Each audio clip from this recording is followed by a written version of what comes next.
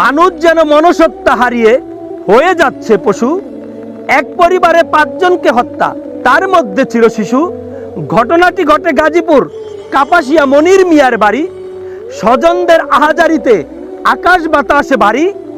8ই মে শুক্রবার দিবাগত রাত ঘাতক ফুরকান স্ত্রী সন্তান শ্যালক সহ 5 জনকে করেছে কুরবান। প্রশ্ন একটি বারংবার বিবেকে দিচ্ছে নারা, একজন হয়ে 5 জনকে কিভাবে করিল দুনিয়া ছাড়া। খুনি খুন করিয়া চলে গেল, টের পেল না কেহ। পরের দিন শনিবার ময়না তদন্তে নিয়ে যায় 5টি নিথুর দেহ।